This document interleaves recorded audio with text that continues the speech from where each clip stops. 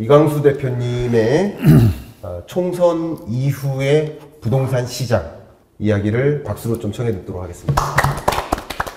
네. 예, 저는 그러니까 투자를 얘기하죠. 뭐 네. 부동산이나 주식이나. 근데 저희가 투자는 미래에 합니다.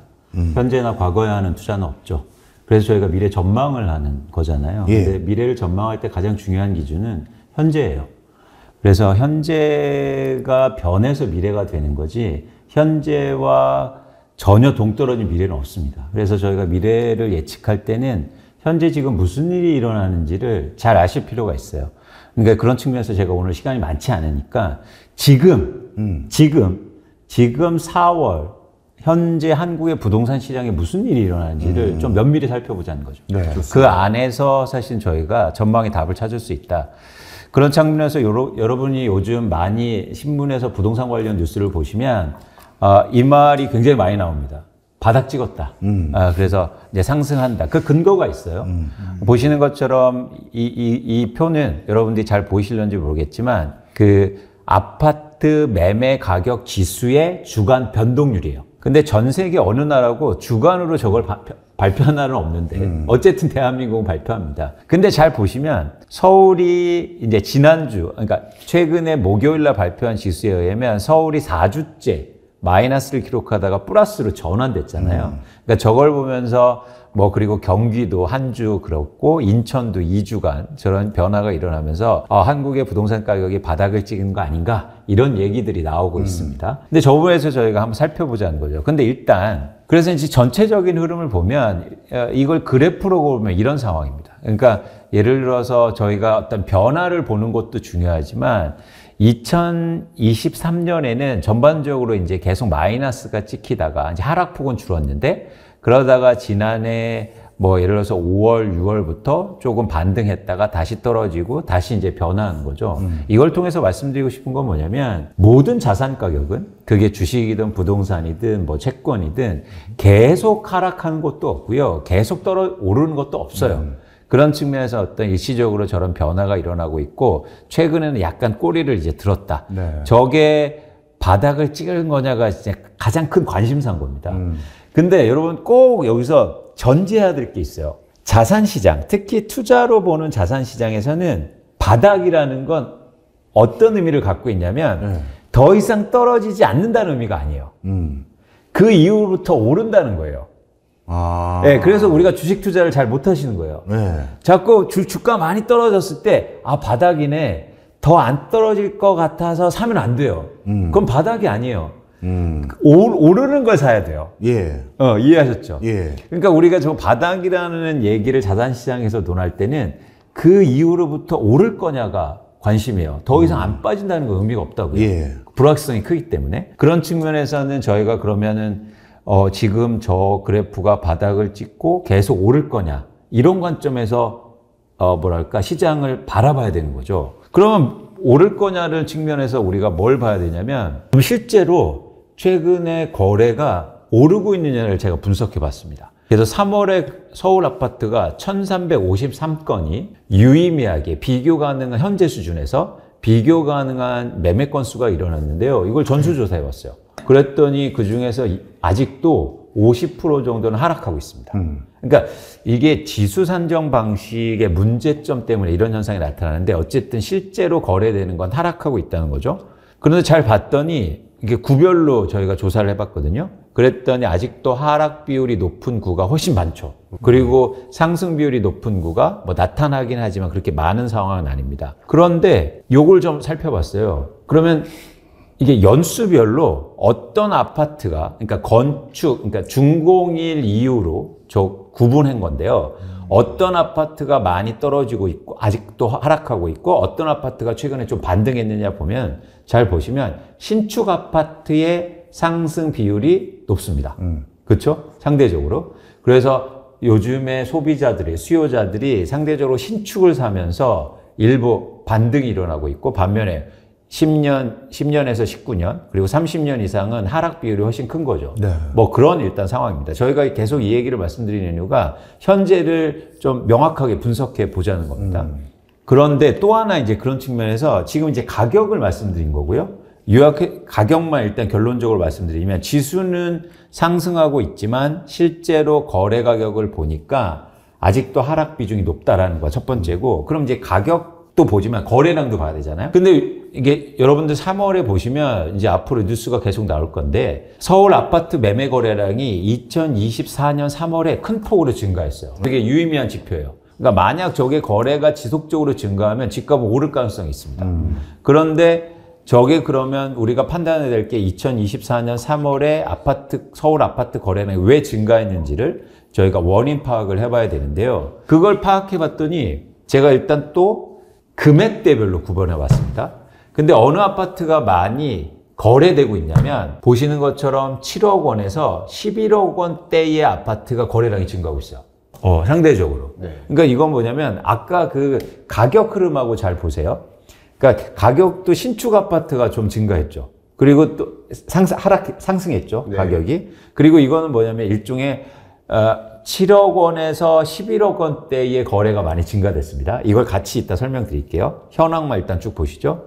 또 하나 뭐냐면 구별로 저희가 거래가 어디가 많이 됐는지 조사해 봤습니다. 잘 보시면 구로구의 구로동, 강서구의 가양동, 동대문구의 답심리동, 강북구의 미아동이 3월에 거래가 많이 돼요. 근데 저 지역의 공통점을 봤더니 아까하고 이제 오버랩 되는 겁니다. 강북구의 미아동, 강서구의 가양동 이런 지역이 5억 원에서 9억 원대 아파트가 많이 몰려 있어요. 자, 요게 이제 중요한 거죠. 근데 실제로 제가 이래서 이 거래된 아파트들이 그럼 가격은 어떻게 됐느냐 봤더니, 잘 보시면 매매 가격이 하락해서 거래된 비중이 67%에 달합니다. 자, 여러분 그냥 쭉 보는 거예요. 제가 무슨 말씀을 드리자면 이제 정리해 드릴게요. 실제로 가격을 살펴봤더니 가격이 떨어진 비중은 높았는데 그 중에서도 상승한 아파트를 봤더니 첫 번째 공통점이 뭐였다? 신축이 상대적으로 많았다. 두 번째는 거래량도 증가했다. 거래량이 증가했는데 어떤 아파트가 많이 증가했다? 거래량이 5억 원에서 11억 원대 사이의 아파트가 증가했다. 네. 요 말이에요. 네. 이 두 가지가 공통점이 있습니다. 그리고 거래량이 증가한 지역을 봤더니 하락 비중이 높았다죠. 그죠? 네. 이 두 가지의 공통점이 있어요. 지금 시장을 움직이는 수요의 특징을 말해주고 있어요. 그건 뭐냐면 실수요자입니다. 실수요자가 신축을 더 선호해요. 그리고 실수요자들이 훨씬 더 5억 원에서 11억 원대의 실수요자들이 훨씬 많잖아요. 우리나라가 가계자산 비중을 보면. 그러니까 지금 시장을 움직이는 변화는 뭐냐면 실수요자들이라는 거예요. 근데 실수요자들은 제가 계속 누누이 얘기하지만 어떤 거냐면 가격의 민감도가 큽니다. 그래서 가격이 예를 들어서 오르잖아요. 그럼 실수요는 다시 줄 거예요. 그래서 지금의 변화가 일시적이라고 판단하는 거죠. 그 이유가 있거든요. 그래서 전체적으로 한번 보자는 거죠. 이건 서울 아파트의 매매 거래량을 연도별로 그려드린 건데, 최근의 변화에서는 지난해 거래량이 증가했지만 잘 보세요. 절대 거래량은 이게 서브프라임 수준보다도 훨씬 낮습니다. 그만큼 사실은 지금 시장에 수요가 많지 않다는 거예요. 그래서 일부 가격이 떨어지거나 변화가 일어나면 실수요자들이 시장을 살 뿐이지 이게 추세적으로 이어지지 않고 있다는 거고요. 그런 측면에서는 지금 시장의 이런 최근의 단기적인 변화가 하반기 때도 지속되고 집값의 반등을 일으키고 바닥을 일으키고 이러기는 좀 어렵지 않느냐 저희가 판단하고 있는 겁니다. 그리고 이제는 또 하나 말씀드리고 싶은 거는, 최근에 집값이 오른다는 말 중에서 가장 많은 게 어떤 얘기냐면, 건설사들이 최근에 되게 어렵잖아요. 그러면 어떻게 됩니까? 건설사들이 앞으로 4월 이후 위기설 같은 게 많이 나와서 건설사들이 부도나고 시행사들 망하고 이러면 아파트 분양이 감소하잖아요. 그러면 이제 자연스럽게 이미 그런 얘기들이 많이 나오고 있는데, 이게 오버랩 되는 거예요. 최근에 집값이 바닥이다와 함께, 그럼 집값이 왜 오르냐? 공급이 안 돼서 오른다. 공급이 안 되니까 향후로 3, 4년 후에, 2, 3년 후에 집값이 오를 거다. 이 얘기하고 같이 나오는 전망들이 되게 많아질 거예요. 이건 어쩔 수 없어요. 과거에도 그랬으니까. 근데 이제 면밀히 살펴볼 필요가 있다는 거죠. 제가 이제 여러 가지 분석은 가능하지만, 그럼 과거로 한번 돌아가 볼게요. 우리가 이런 똑같은 경우가 글로벌 금융위기 때 있었어요. 그때 100대 건설사 중에서 40%가 워크아웃과 법정관리에 들어가는데, 그때 보시는 것처럼 그 뉴스입니다. 집값이 막 떨어지고 일부 반등이 나오고 있는 구간에 이런 뉴스들이 나와요. 그래서 2, 3년대 주택공급 대란, 허가 면적 10년 만에 최저, 그죠? 네. 근데 저기서 국토장관 이름만 바뀌면요, 지금 뉴스하고 똑같아요. 그러네. 근데 이게 검증이 되죠. 왜냐하면 2, 3년 후에 지금 우린 결과를 알잖아요. 네. 2, 3년에 집값이 훨씬 더 많이 빠졌습니다. 근데 2, 3년 후에 기사를 한번 볼까요? 이래요. 아니, 2, 3년 전에 공급 대란이 와서 집값 오른다고 해놓고 막상 그때가 오니까 이제는 추가하라고요. 백약이 뭐요? 이렇게 판단하고 있거든요. 근데 공교롭게도 2013년에 우리나라 집값이 바닥이었습니다. 그러니까 여러분들이 오늘 이제 제가 시간이 많지 않으니까 얘기 드리고 싶은 게 일생 동안요. 우리가 집을 살 수 있는 기회는 많으면 3번에서 4번입니다. 그러니까 주간의 변화를 보고 그리고 막 심리적으로 불안해서 내가 의사결정하시면 안 된다. 그래서 사실은 이런 거시경제 분석도 필요하고 변화를 잘 읽으시고 좀 기노브에서 보실 필요가 있다는 거죠. 그래서 최근의 변화에 대해서 너무 불안해 보실 필요가 없고 구조적으로 한국의 부동산 시장이 어떻게 변하는지 이런 모습을 잘 보실 필요가 있다는 겁니다. 그래서 어쨌든 저는 최근에 아주 단기적으로 여러분들이 보시는 그런 뉴스에 대한 평가 그리고 전문가들 얘기를 좀 이렇게 분석해 드렸고요. 요걸 한번 자료들을 여러분들이 꼼꼼하게 다시 한번 보시면서 시장 평가를 하시면 좋겠습니다. 제가 시간이 거의 됐죠. 네. 마지막으로 제가 정리하고 드리고 싶은 건 뭐냐면 저는 자산 시장을 분석하는 입장에서 제가 되게 신조처럼 여기는 게 있어요. 제가 너무 좋아하는 이 문구입니다. 이거 김영현의 깊은 강은 멀리 흐른다에 나오는 그 소설책에 나오는 문구인데요. 제가 한번 읽어 드릴게요. 도시에서 온 놈들은 겨울 들판을 보면 모두 죽어 있다고 그럴 거야. 하긴 아무것도 눈에 뵈는 게 없으니 그렇기도 하겠지. 하지만 농사꾼들은 그걸 죽어 있다고 생각하지 않아. 그저 쉬고 있을 뿐이라고 여기는 거지. 적당한 햇빛과 온도만 주어지면 그 죽어 빠져 있는 듯한 땅에서 온갖 식물들이 함성처럼 솟아나온다 이 말이네. 그러니까 저는 여러분들이 자산시장을 보실 때 이렇게 보시면 좋겠어요. 변화를 읽으셨으면 좋겠어요. 제가 막 집값 떨어진다고 이러면 어떤 분들이 뭐 너 왜 이렇게 세상을 부정적으로 사냐 이렇게 말씀하시는데 저는요 어떤 얘기를 하고 싶냐면 변화를 얘기 드리는 사람이에요.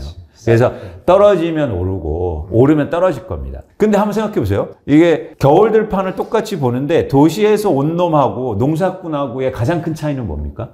뷰가 다르죠. 그렇죠. 그 순간을 보느냐, 그 순간 이후를 보느냐. 그렇죠. 여러 가지 얘기했지만 저렇게 생각을 가지려면 저는 관심이라고 생각해요. 관심. 그렇죠. 네. 계속 거기에 대해서 관심을 갖고 있고 변화를 지켜볼 수 있느냐. 그리고 보고 있느냐. 갑자기 겨울 들판을 보면 안 보이죠, 변화가. 아무것도 모르죠. 네. 그래서 여러분들이 저는 내 집 마련이든 주식이든 채권이든 시장을 보실 때 농사꾼의 마음으로 보셨으면 좋겠다. 근데 농사꾼을 되려면 그러면 계속 관심을 가지셔야 돼요. 그래서 저는 이제 홍보합니다. 뭐냐면 마라톤이 그래서 중요한 거다. 마라톤 우리의 세미나가. 네네. 네, 여러분들이 마라톤 세미나 오셔서 하루 종일 그걸 보고 계시면 관심이 얼마나 증폭됩니까? 그럼 그걸 계기를 통해서 여러분들이 이런 유튜브를 보시면 또 다르게 관심을 가지실 수 있고요. 그래서 여러분들이 꼭 같이 하셔서 농사꾼이 되셨으면 좋겠다. 그래서 우리 3차 마라톤 세미나의 제 개인적 부제는 농사꾼이 되자. 예요. 네. 그래서 많은 분들이 오셨으면 좋겠습니다. 네. 감사합니다. 네. 그러면 아주 가벼운 질문으로 네. 그러면 이미 말씀 주셨으니까 네. 마라톤 세미나에서 그러니까 농사꾼이 되자인데 그러니까 어떤 이야기를 주로 해주실 건지가 좀 궁금해집니다. 그러니까 두 가지죠. 그러니까 저는요, 지금 대한민국 부동산 시장에서 4, 5, 6, 7월이요. 네. 엄청나게 중요하다고 생각해요. 네. 변곡점에 딱 올 수 있다.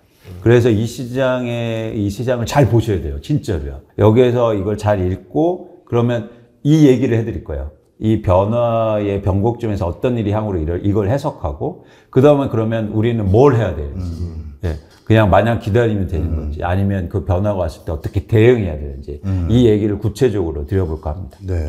네. 저도 질문 하나 드리겠습니다. 네. 딱 그 2011년도 부동산 흐름과 딱 비교를 해주시니까 딱 뭔가 이렇게 딱 뷰가 보이고 참 좋더라고요. 근데 2011년도에 사실 아파트 매매 가격은 거의 폭락이라는 수준으로 돼서 글로벌 금융위 이후 뚝 떨어졌는데 전세 값은 폭등 비슷한 표현들이 들어갈 만큼 많이 올랐잖아요. 네.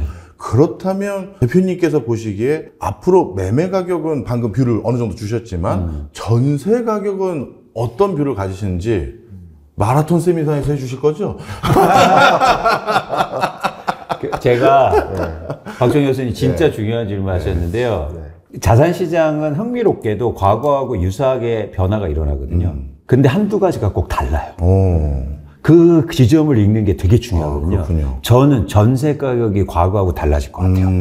그게 저는 일반적으로 지금 시장에서 논의한 거하고 제 뷰가 다른 건데 네. 그 근거를 말씀드리고 네. 그거에 대해서 말씀드릴게요. 알겠습니다. 사실 그게 그러니까 이래요. 지금요 마라톤 썰매는 아니고요? 마라톤 썰매 있다 말씀드릴게요. 그러니까요. 지금 그러니까 왜냐면 그렇잖아요. 저희가 예를 들어서 뭐 오일 쇼크나 뭐 이런 게 보면은 네. 뭐 잘 보시면 유사하게 흘러가지만 꼭 한두 가지가 다르거든요. 그렇죠, 맞아요. 그 한두 가지가 다른 거에 뭐랄까 기회가 있더라고요. 그래서 그걸 보는 게 되게 의미가 있어서 오케이. 말씀하시는 게 네. 저는 좀 다르게 봐요. 알겠습니다. 예, 과거하고는. 좋습니다. 그럼 저도 한번 질문을 드리고 네네. 그리고 뭐 하겠습니다. 그러니까 마침 우리 박정호 교수님께서 전세 가격을 이제 말씀 주셔서 전세 가격은 약 1년 동안 계속 오르고 있고 대략 한 전년 동월 대비 한 3% 정도 전세 가격은 오르고 있고 평균 아파트 매매 가격은 전년 동월 대비 한 마이너스 2% 정도, 2% 정도 좀 떨어진 상태. 그러니까 전세 가격은 오르고 있고 매매 가격은 떨어지다 보니 전세가와 매매가의 차이가 좀 좁혀지고 있는 이건 지금의 현상이라고 볼 수 있겠습니다. 그러니까 이 부동산 매매 가격을 결정짓는 수많은 변수 중에 잠깐 전세 가격과 매매 가격 간의 관계만 가지고 잠깐 한번 보겠다는 거, 조명을 해보겠다는 거예요. 그런 면에서 이런 의견들도 있을 수 있어요. 일단 두 가지인데요. 하나는 내 집 마련 수요 입장에서 전세 가격은 계속 오르고 있으니 그러면 그냥 전세로 살 것인가 아니면 적정한 타이밍이 되면 내 집 마련으로 전환할 것인가를 고민하시는 분들의 입장에서는 이렇게 좁혀진 국면에서는 내 집 마련 수요로 전개될 수 있겠다라는 그러니까 수요를 자극하는 요인이 되겠다라는 한 가지 포인트고요. 두 번째는 소위 말하는 이제 갭 투자 투자자들도 전세 가격이 이렇게 올라가지고 매매 가격은 어느 정도 조정된다 그러면 조금의 자금만 있어도 갭 투자할 수 있어 하는 생각으로 투자 의사도 조금 더 올라가는 경향이 생겼다라고도 판단 내려집니다. 왜냐하면 이렇게 된 구간이 22년 초부부터 이렇게 전개됐으니까 지금 정도 되면 대략 한 2년 정도의 기간 동안 이런 현상이 나타났거든요. 네.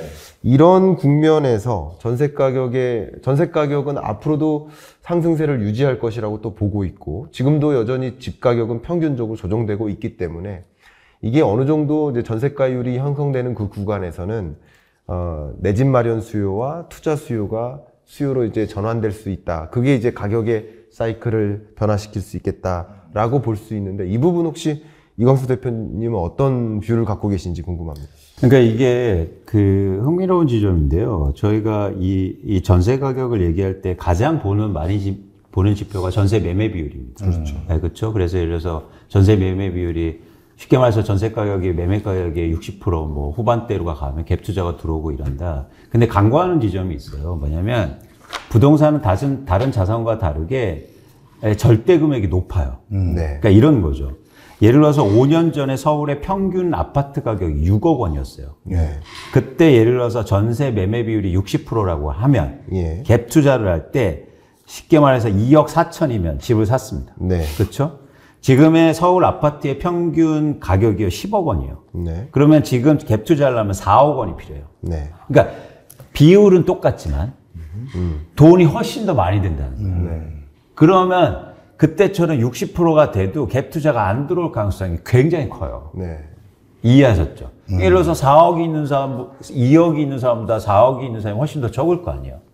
그런 차원에서는 절대 가격이 올라갔기 때문에 과거 대비해서 전세 매매 비율만 보고 갭 투자가 앞으로 들어올 거다. 그래서 저는 제 예상으로 그런 근거들은 나중에 말씀드리겠지만 전세 매매 비율이 75% 이상으로 올라오지 않으면 갭 투자는 안 들어온다.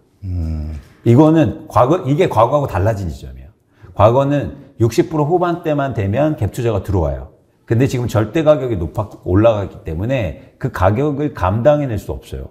네. 그래서 75% 이상 올라가야 되냐. 그러니까 전세 가격이 쉽게 말해서 굉장히 많이 올라가야 돼요. 네. 그래서 시간이 굉장히 필요할 거다. 물론 그 지점을 보면 다시 수요가 들어와서 다시 가격을 끌어올릴 겁니다. 그래서 아직 시간이 좀 많이 남아있다고 보는 거죠. 네.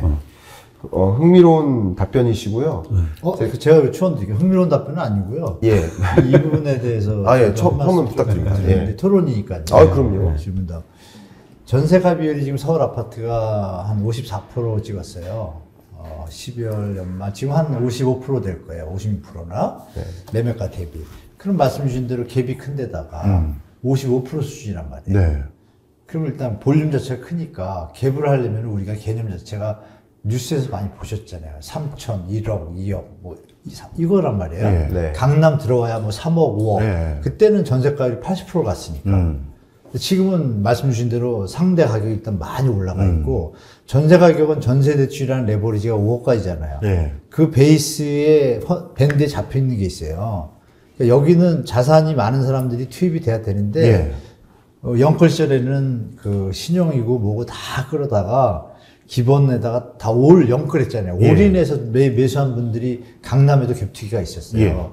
그분들이 한 예로 들으면 24억짜리 아파트를 2억 베팅해가지고 나중에 다 대출하고 전세 놓고 해서 안 되잖아요. 어떨 때 안 돼요? 지금처럼 금리 수준이 이거를 상쇄하고 능력이 있어야 되는데 볼륨도 커졌는데 그 영끌하던 갭투자들의 어떤 패턴이 이미 한 번 차익을 본 사람들은 기회가 있겠지만 그 사람들도 어려워요. 네. 금액이 크니까. 근데 한 번도 안 하고 추가적으로 이 수요가 붙어야 예전보다 더 살아날 텐데 이 사람들하고 계급이 워낙 크다는 얘기죠. 그러면 여기서 말씀 주신 내용이 딱 맞아요. 75%가 돼도 네. 주택 가격이 10억이던 게 20억이 됐잖아요. 그 계획, 그 금액을 25%가 옛날과 지금 다르구나. 대한민국의 그렇죠. 자산의 어떤 맞아요. 분포를 볼 때 맞아요. 그 숫자가 극히 제한적인 거예요. 그래서 실제로 지금 그게 시장 현상이 벌어지기 때문에 제가 드린 말씀 마무리하면 이게 75%가 돼도 서울 아파트가 움직일 수 있을까? 예전처럼 갭 투기가 대표님 말씀하고 비슷한 거예요. 아, 예전하고 이게 갭이 너무 크다. 그러면 이거는 힘을 잃겠구나. 예전하고 다른 시장이 오겠다라고 저도 같이 보고 있어요. 그러니까 아까 맞아요. 박정희 교수님 굉장히 흥미로운 말씀하셨잖아요. 이게 평균의 함정인데, 그런 거랑 그러니까 자산 시장에서 비율의 함정이 있어요. 맞아요. 그러니까 우리가 비율만 볼 때는 특히 부동산 시장에서는 비율로 보면 안 돼요. 네. 그러니까 주식 시장에서 비율이 돼요. 왜냐하면 유효 수요가 풍부하기 때문에. 네. 그러니까 초등학생도 삼성전자 주식을 살 수 있다고요. 그렇죠. 그래서 주식 시장에서는 수요 걱정을 안 해요. 살 사람이 없어 이런 걱정을 안 해요. 근데 살 이유를 찾는 거죠. 근데 부동산은 절대 금액이 크기 때문에 사실 비율보다도 절대 금액이 얼마나 들어가냐가 되게 중요합니다. 너무 좋은 답변이시고요. 제가 중간에 아주 짧은 질문 좀 여쭤볼게요. 우리 이광수 대표님이 강의로 이렇게 말씀해 주시고 이게 토론으로도 발언해 주시는데 글로도 많이 설명해 주시잖아요. 그것 좀 한번 말씀해 주시면 좋겠습니다. 혹시 예. 화면 잠깐 열어주시고. 아니 김영현 씨지? 아니요, 우리 이광수 대표님이 글로도 책을 분석을 많이 해주세요. 네, 뭐 책 그래서 쓰신다고 그러지 한 번 더 않으셨나요? 아니 사실 요즘 제가 탈거하셔야 되는데. 네이버 프리미엄 컨텐츠라고 시작을 했는데요. 시작하셨구나. 네, 그래서 여러분들이 혹시 6월에 저희 마라톤 세미나 3차까지 못 기다리시면 저희 네이버 프리미엄 컨텐츠 들어오셔서 축하드립니다. 글도 제가 글 올리는 거 쓰시고. 읽어보시고 투자에 대해서 한번 같이 고민해 보시고 이렇게 하시면 좋으시지 않을까 생각합니다. 제가 그러니까 두 가지 때문에 이걸 한 거거든요. 첫 번째는 여러분들이 어떤 지식을 습득하는데 유튜브를 보시고 이야기 듣는 거 되게 중요한데 전 꼭 읽어야 된다고 생각해요. 왜 읽어야 되냐면 읽는 게 힘들고 시간이 오래 걸려요. 그렇기 때문에 자기의 생각이 들어가요. 그러니까 모든 지식은 자기화가 돼야 돼요. 그러기 가장 좋은 방법은 읽어야 됩니다. 그런데 이게 여러분들 책도 뭐 교수님들 책도 쓰시지만 책에 가장 단점이 있잖아요. 어떤 단점입니까? 타임리하지 못하죠. 업데이트가 안 돼요. 그러니까 그 말씀 것처럼 자산시장은 급변하고 변화가 있는데 근데 제가 이거를 써보니까 굉장히 좋아요. 그러니까 글을 쓰는데 업데이트해서 타임리하게 쓸 수 있다는 거. 그리고 여러분들도 그런 정보를 그렇게 받아들일 수 있다는 게 전 너무 장점이고요. 그래서 두 가지가 필요한 거죠. 뭐냐면 글을 읽으면서 여러분들의 생각이, 그러니까 주체적인 생각을 하실 수 있다. 두 번째는 뭐냐면 타임리하게 정보를 읽으면서 습득할 수 있다. 그래서 제가 홍보 좀 보태갖고 여러분들이 원하시면 네이버 프리미엄 컨텐츠 한번 보시면 좋으실 것 같습니다.